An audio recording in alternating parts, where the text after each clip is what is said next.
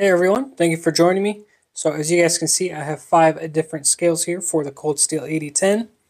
Now these happen to have been created for a specific reason, and that was to see if I could get the hole placement in my CNC, or my little tabletop CNC, to get the hole placement for me and countersink and do all that stuff, and mainly get the D-shape hole. Let me grab this one here.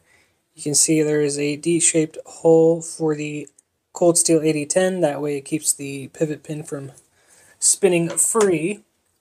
But the main goal again was to get that CNC to do all the hard work for me. And since I finally figured it out, I can actually get the hole locations done with the CNC, which saves a crazy amount of time, so I don't have to do it by hand anymore. But I still need to learn how to do the shape, or cutting out the shape of the scale with the CNC. But once I get that down, I'll be able to pump these out on a higher, I guess on a smaller production level. But let's take a look at the Purple Haze Fat Carbon first.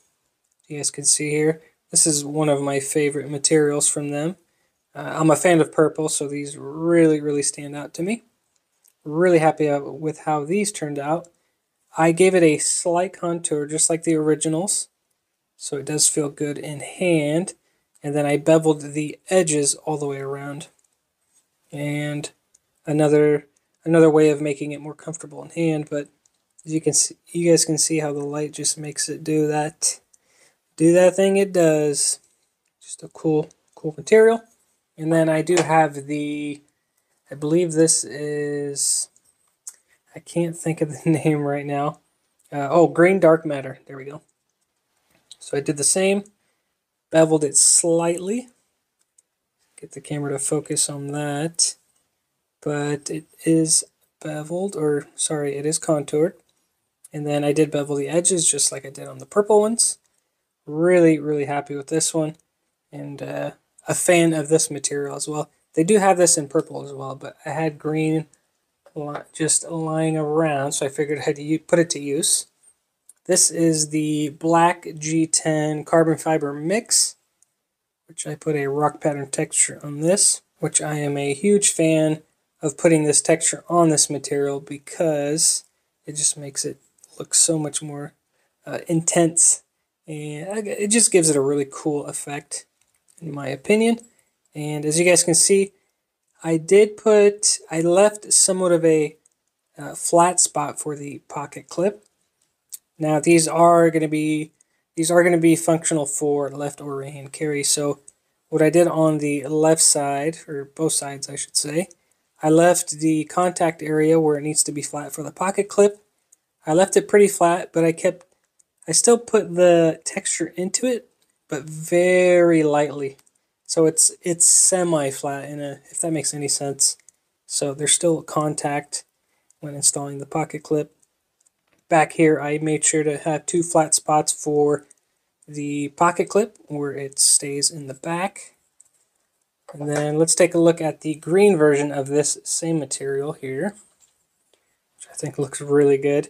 I call this, I think I named this the graffiti texture just because it looks like graffiti to me. I don't know if you guys can see that, but let me know down below if you guys can see what I'm seeing.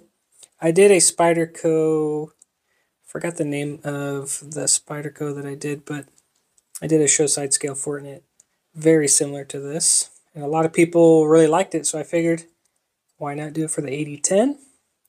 So here it is. Did the same flat spots for the pocket clip, and it's just neon green underneath, but the liners cover that anyway.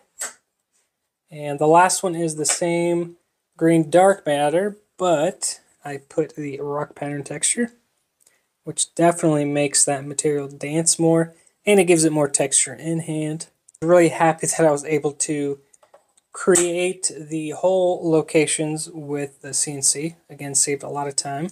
And now that I have it in the computer, I can pump these out a little bit quicker. Feel free to comment down below which one is your favorite, or what you guys think of these scales. And also, these will be up on my website for sale. So if you guys are interested in getting some custom scales for your AD-10, I'll leave a link down below to the website where you guys go pick them up. Always appreciate your guys' support. And I'm going to leave a quick video at the end of each scale installed with the knife and all of it put together. You guys can get a better view of what it's going to look like on the knife. Thank you for watching, everybody, and as always, I will see you guys on the next one.